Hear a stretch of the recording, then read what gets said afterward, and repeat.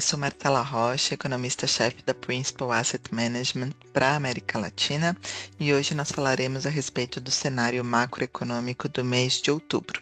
Como sempre, nós passaremos pelo cenário global e depois falaremos a respeito do mercado doméstico.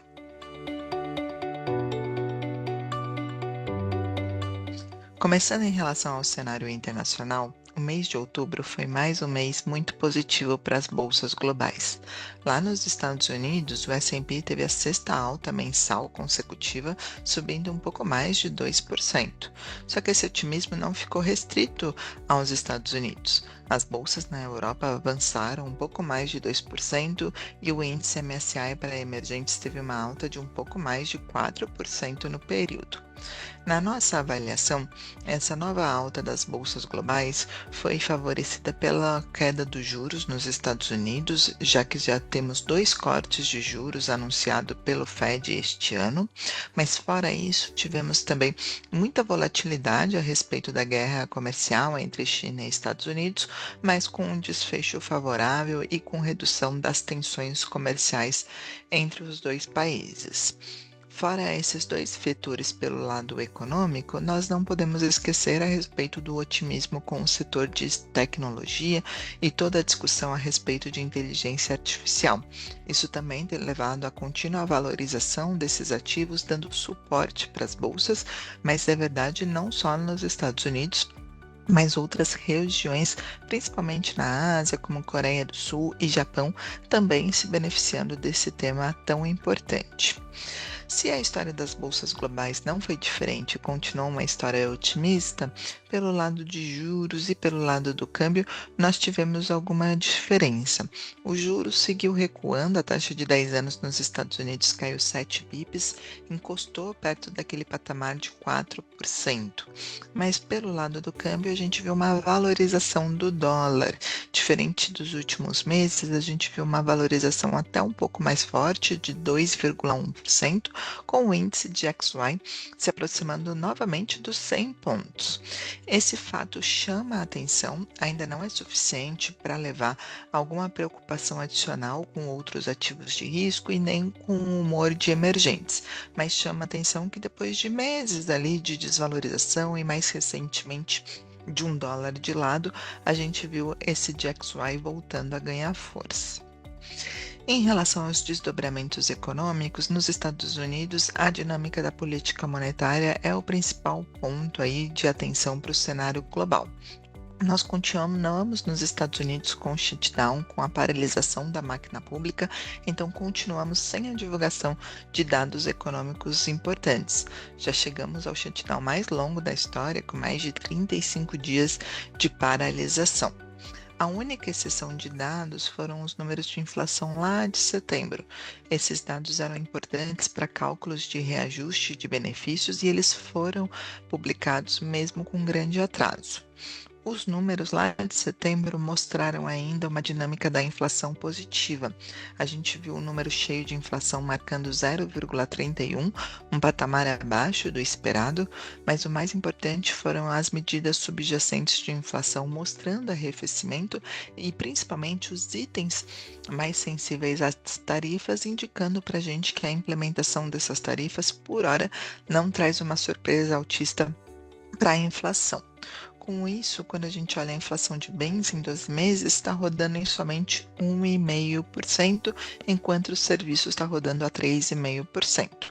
Ainda inflação acima da meta do Fed, mas um número ali que não traria uma preocupação adicional e indicaria mais força para o argumento do Fed de que o impacto das tarifas é transitório. Só que mesmo com esse número mais benigno de inflação e com o baixo volume de informações, nós tivemos surpresas na última decisão do Fed. A decisão em si veio em linha com o esperado, e o Fed cortou os juros em 0,25 pontos percentuais para o intervalo de 3,75 a 4% ao ano. A surpresa, porém, ficou em relação à comunicação do Fed a respeito dos próximos passos. diferentemente da nossa expectativa e do consenso, o Fed não se comprometeu com uma nova queda da taxa de juros na reunião de dezembro. Além dessa decisão do mês de outubro ter tido divergência forte dos membros, com membros votando por um corte mais intenso e um membro votando para estabilidade, o presidente do Fed, o Powell, reforçou na sua entrevista e enfatizou que haveria ali dentro do comitê uma divergência grande e que eles não poderiam prever a decisão do último mês do ano. Ele inclusive fala que o Fed deveria pausar o ciclo neste momento, dada as incertezas. Por conta disso, as expectativas para a reunião de dezembro diminuíram em relação ao corte, aquilo que era tido como uma certeza pelo mercado entrou ali numa grande incógnita e o mercado agora está dividido a respeito do próximo passo do Fed. Nós também achamos que a incerteza aumentou, nosso cenário base ainda é de corte em dezembro, mas nós acreditamos que para esse corte acontecer, precisamos ali que haja um maior consenso dos membros do Fed de que mesmo no shutdown, mesmo com a paralisação, é melhor continuar na direção de diminuir a restrição da política monetária, fazendo uma gestão dos riscos desse atual cenário, do que pausar e esperar para ver. A gente admite que os últimos dados dos Estados Unidos mostram uma força do crescimento e que até os números privados do mercado de trabalho mostram uma leitura mista, com alguns números indicando que o pior ficou para trás, que já há criação de vagas, enquanto alguns outros dados mostram layoffs aumentando, demissões aumentando. Não é claro ali a perda de ímpeto do crescimento econômico e muito menos do mercado de trabalho piorando. Mas a gente acha que o Fed, como ele começou a cortar num ambiente já de inflação acima da meta e falando de gestão de risco e falando de reduzir o grau de aperto monetário, nós entenderíamos que o Powell conseguiria convencer os outros membros ali, ROC, e a cortar os juros ainda em dezembro. Claro que depois desse corte em dezembro, a cena ali para o primeiro trimestre do ano que vem ficaria muito mais incerta e muito mais dependente dos dados econômicos. Então, na nossa avaliação, essa decisão surpreendeu, colocou dezembro como uma decisão mais incerta, mas o principal é que mostrou que o espaço para corte de juros pode ser mais limitado do que o mercado esperava. Se pelo lado da política monetária tivemos aumento de incerteza devido a essa sinalização do Fed de que a decisão de dezembro não está tomada e que o ciclo inclusive pode ser mais curto, pelo lado do desdobramento da relação comercial entre China e Estados Unidos, tivemos um saldo positivo. É verdade que foi um mês muito volátil, em que a gente começou outubro ali com novas escaladas de tensões, ameaças de aumento de tarifas, mas o bom é que essas tensões não duraram muito tempo e o encontro entre o Trump e o Xi Jinping no final do mês na Coreia do Sul já teve uma decisão que ajudou a reduzir as preocupações. Os Estados Unidos diminuíram as tarifas sobre produtos chineses em 10 pontos percentuais para 47% e a China, em troca, prometeu postergar as regras que exigiriam licença para exportar terras raras, falou em retomar mais compra de soja dos Estados Unidos e também tomar ações contra o comércio ilegal de fentanil. Na nossa avaliação, isso não mostra que a guerra comercial acabou, é mais uma trégua e novas negociações, novas decisões precisarão ser feitas. Mas o importante do acordo ter sido rápido e das duas partes mostrarem disposição em negociar, nos indica que a questão da guerra comercial não deve ser um fator de incerteza tão grande ao longo dos próximos meses. Nós já estamos convivendo com tarifas mais altas do que no início do ano, mas quando nós vemos a rápida resolução e uma dinâmica da economia resiliente a esses choques, nós entendemos que a guerra comercial por hora não é um fator ali de maior pressão para crescimento global. Fora a Fed e guerra comercial, pelo lado político e fiscal, nós damos destaque para algo que aconteceu no Japão e na França. Na França, a gente teve uma volta ali do período de instabilidade por conta das dificuldades do governo em discutir o orçamento do ano que vem. Já sabemos da fragilidade da base parlamentar por lá e as incertezas que esse país com uma situação tão frágil fiscal enfrenta. É um ponto de atenção para nós entendermos o quanto de preocupações fiscais podem repercutir em preços de ativos e como um país numa situação de alto endividamento como a França, instabilidade política, tenta encontrar soluções ou pelo menos ganhar tempo. Fora a França, no Japão a gente também teve novidades com a eleição da primeira-ministra nova, Sanai Takahashi. Ela leva uma perspectiva de uma política fiscal mais expansionista para os próximos anos e traz incertezas a respeito de como essa perspectiva de política fiscal mais frouxa pode implicar para mercados de juros e câmbios. Isso no último mês já teve implicações com o iene desvalorizando e as taxas de juros por lá, tirando um pouco a expectativa de alta de juros por parte do Banco Central do Japão. Mas a nossa avaliação também é que por lá ainda tem muita água para rolar embaixo da ponte, temos que ver quais serão as equipes escolhidas pela Sanai Takahashi, qual que seria a velocidade dessa expansão fiscal, como que ela seria direcionada. Mas é um outro país para nós acompanharmos e entendermos como a questão fiscal bate nos preços de ativos e pode trazer ou não turbulência para bolsas que seguem num ambiente muito favorável. Mas fora a atenção em questões fiscais de outros países e, claro, toda a discussão sobre os próximos passos do Fed, a verdade é que para nós o cenário global segue positivo. Os dados disponíveis mostram que os Estados Unidos não deve passar por uma recessão por hora, não tem materialização daquele cenário de receio com crescimento, mas além dos Estados Unidos estar resiliente, a gente continua surfando todo o boom do setor de tecnologia, como isso é próspero para as empresas, os resultados favoráveis, o CAPEX com boas expectativas de investimento e, junto a isso, uma redução da guerra comercial entre China e Estados Unidos. Claro que o novo equilíbrio é um comércio global com mais atritos, com taxas mais altas para essas alíquotas, mas por enquanto nós não vemos a economia tendo uma forte desaceleração ou impacto por conta disso. E nessa conjuntura nós temos estímulo. Além da política fiscal nos Estados Unidos ser expansiva, estamos ainda falando do Fed cortar os juros. Claro que tem uma dúvida sobre o ritmo, sobre qual será o tamanho do ciclo, mas a verdade é que as condições colocam ali uma maior defesa, um maior impulso para crescimento econômico. Olhando para frente, o mercado de trabalho nos Estados Unidos e os dados que serão divulgados aí com o fim do shutdown vão ser determinantes, junto com toda a discussão a respeito da sucessão do Powell no Fed e os desdobramentos políticos e fiscais em outros países que nós comentamos. Mas, de maneira geral, um ambiente global ainda positivo e que favorece economias emergentes.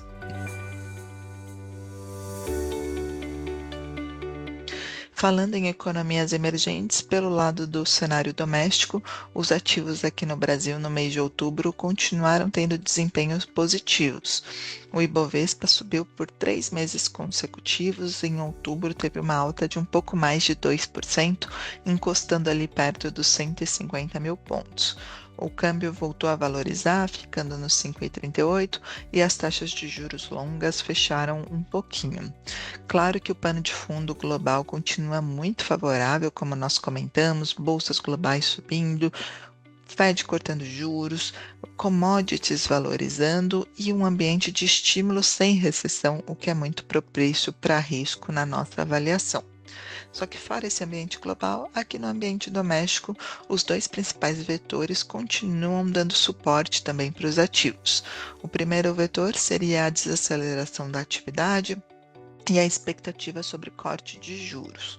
O segundo vetor é o ambiente político com a possibilidade de alternância de poder no ano que vem. Pelo lado da atividade, a gente continua vendo sinais de desaceleração. É verdade que não há uma grande frustração com os números econômicos, mas pelo menos tudo caminha no sentido de que a política monetária afeta o crescimento econômico e que a atividade deve continuar mostrando moderação nos próximos meses. A gente viu quedas da confiança continuando, o IBCBR de agosto mostrando o terceiro mês seguido de contração e a gente tem níveis ali de crédito mostrando arrefecimento das concessões com o aumento da inadimplência. Tudo isso nos leva a crer que a política monetária está sendo efetiva para desacelerar a economia e essa tendência deve seguir. Tanto que nós esperamos que o PIB do ano que vem cresça 1,6, depois de crescer 2,3 este ano. Só que o ponto é, apesar da atividade moderar, essa moderação, primeiro, não é mais intensa, ela é muito em linha com o esperado, o PIB do terceiro tri deve ficar ao redor de 0,1, que era a nossa estimativa já há alguns meses atrás, mas fora isso, a gente não vê ela se espalhando, por exemplo, para o mercado de trabalho. O mercado de trabalho segue muito apertado e depois de alguns dados terem mostrado fraqueza, os últimos números ali em relação a setembro mostram mercado de trabalho que ainda está forte e que essa inflexão não é generalizada. O CAGED voltou a ganhar força com a criação de mais de 200 mil postos em setembro e se a gente olha a taxa de desemprego, ela ficou estável em 5,6, a população ocupada caiu, mas os salários subiram. Então são sinais que ainda mostram que alguns vetores da atividade econômica seguem fortes e o Banco Central não tem ainda muito o que comemorar e não pode mudar o seu discurso com essa foto de crescimento econômico. Pelo lado da inflação, os sinais são mais favoráveis. O IPCA 15 de outubro veio abaixo do esperado. A gente teve o núcleo ali dessa inflação também inferior à nossa expectativa. E o mais importante são as expectativas do Focus mostrando recuo não só para o curto prazo, não só para esse ano, mas isso se estendendo até 2028. O problema é que o patamar segue alto. A inflação corrente ainda roda acima de 3,5%, as expectativas rodam acima de 4%, então leva o Banco Central a adotar um discurso ainda de cautela. Os últimos discursos do Banco Central já tinham sido em um tom duro ainda, evidenciando que a política monetária deveria ficar em patamar restritivo por um período bastante prolongado, e a decisão do Banco Central no início de novembro veio nessa mesma toada. Além dos juros permanecerem em 15%, o Banco Central não deu pistas a respeito de uma discussão sobre um corte de juros. O Banco Central não comemorou a queda das expectativas de inflação. O Banco Central fez um ajuste mínimo da sua projeção no modelo e a sua sinalização para os próximos passos continuou sendo de manter os juros num período bastante prolongado em patamar restritivo. Com isso, a gente acredita que a chance de reduzir os juros em janeiro ainda é o mais provável, a gente mantém esse cenário, mas nós concordamos que a chance dele postergar para março aumentou. Para o nosso cenário de janeiro se concretizar, nós precisamos que, além do Focus continue caindo, a atividade dê um sinal um pouquinho mais claro de desaceleração e principalmente que a comunicação do Banco Central lá em dezembro tenha mais confiança de que eles estão na direção certa. Mas a boa notícia disso é que nós estaríamos falando de um adiamento de uma única reunião de janeiro para março e o mais importante, o Banco Central conseguindo levar a inflação para um patamar mais baixo e conseguindo ganhar parte da batalha das expectativas sem nós termos uma parada da atividade, sem nós termos ali uma desaceleração abrupta. Então, de alguma maneira, um sucesso na política monetária e na comunicação com um custo de atividade, com uma taxa de sacrifício, por enquanto, pequena.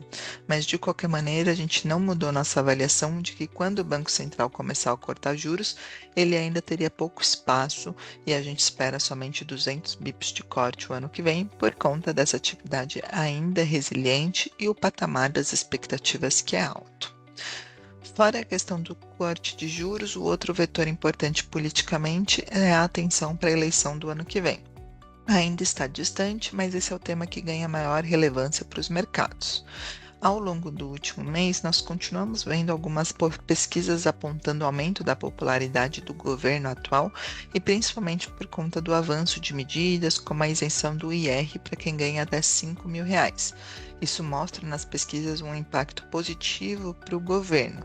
Além disso, a estratégia do Lula de negociação com o Trump nos Estados Unidos para tentar reduzir as tarifas impostas ou aumentar o número de produtos em exceções também é vista positivamente pela população. Só que apesar dessa recuperação da popularidade do Lula, nós continuamos ainda céticos em ler, em estender esses números para os próximos meses e, claro, para o desfecho da eleição. Além de faltar muito tempo até essa decisão, a gente entende que os fatores determinantes para a eleição ano que vem não estão atrelados à economia e muito menos à questão comercial com os Estados Unidos. A gente acha que outros temas, como violência, principalmente, corrupção, serão mais importantes, e nesses aspectos o governo continua com dificuldades de dialogar com a sociedade. Em outubro, nós tivemos uma evidência de como essa pauta pode ser mais importante. A mega operação realizada lá no estado do Rio de Janeiro contra o crime organizado levou já o debate sobre segurança pública entre as prioridades e evidenciou como o governo, por enquanto, não tem uma estratégia para lidar com esse tema, um tema que teve apoio de grande parte da população. Então, para nós, por mais que a popularidade do Lula recupere nesses últimos meses, isso não mostra ali nenhum sinal de que uma reeleição está garantida, pelo contrário, a gente acha que o desfecho da eleição ainda está longe, mas a probabilidade de ter uma alternância de poder ainda é majoritária por conta das demandas atuais da sociedade. Fora isso, a gente não pode esquecer as dificuldades desse governo no Congresso. Apesar da isenção do IR ter sido aprovada, a gente não vê ali o avanço das pautas para aumento de arrecadação, o que torna esse ambiente de governabilidade mais desafiador. Então, nesse cenário, nós entendemos que o cenário doméstico, que evoluiu de maneira favorável no mês de outubro, continuou refletindo muito mais os desdobramentos globais. Os vetores domésticos seguem com uma direção positiva, com a possibilidade de juros cair, com a possibilidade de alternância de poder, que cada vez ganha mais discussão no cenário doméstico, mas por enquanto esses triggers ainda parecem secundários e o mercado surfa esse ambiente global favorável. O que é bom porque mostra que caso a gente tenha maior clareza do timing da queda de juros e cada vez mais que a eleição se aproxima, o potencial para o cenário doméstico continuar positivo é ainda maior. Esse foi o nosso cenário do mês de outubro. Quaisquer dúvidas, a nossa equipe de comunicação ou o nosso time econômico estão à disposição. Muito obrigada e até o próximo mês.